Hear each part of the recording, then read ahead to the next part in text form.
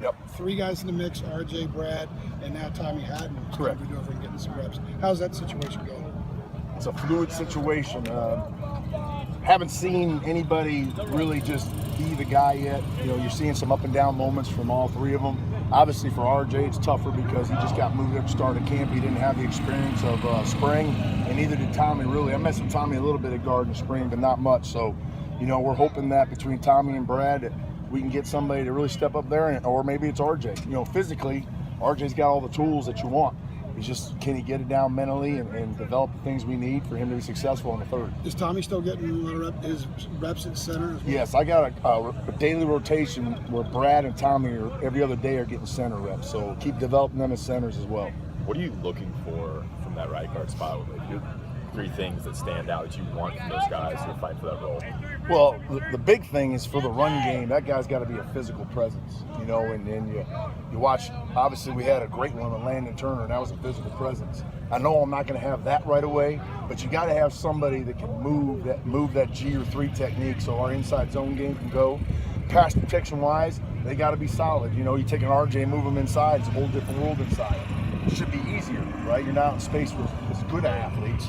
The good thing for us is going against a Nazir Jones and a Jalen Dalton. Those are 2 very athletic D tackles. So every day we're getting great work. So that's the thing that I feel really good about for our guys to help develop them, is we're getting great work every day with those 2. Are you getting consistency from RJ? I know that's been a big thing with him. It's still too early. He's done some really good things, but we're meeting with him extra every day and doing everything we can just to force feed the guard spot to him. So it's still early, but early on there's been positive returns. How do you feel about your depth behind that starting line? That's where losing Ferranto is the part that hurts, because there's a guy that's a 5th-year senior that's played 4 spots. So, if one of your tackles went down, you can move a veteran over there. And now you're in a situation now where you've got some good young kids, but they're young. When you start looking at the backups, hardly any of those kids have played before. So as a coach, that's a scary thought. I knew going in that I was going to have to play those kids because they're going to have to get experience for the future. But now it's a deal where it's forced because you don't have that veteran you can swing around. So we got 29 practices. We need every one of them. This might be kind of arbitrary, but do you find it tougher to replace somebody like Landon, going into the offseason, or having somebody like Ferranto go down so late and trying to adjust to that?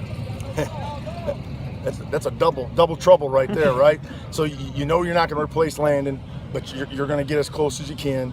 And you hate to lose a Ferranto right before camp. Obviously in a perfect world, you'd like to know you weren't going to have him all spring. I guess on the positive side, you didn't lose him in the middle of camp. I don't know if there is a positive. I hate it for him as a person because he's worked so hard, and to me, he's the epitome of what you want. He's an epitome of a Tar Heel. John Ferranto's never complained. He's worked hard and had a great attitude every day. So it really crushes me to see a kid get his last year taken away just like that. So that's the part, and we need to rally around that and obviously do it for him.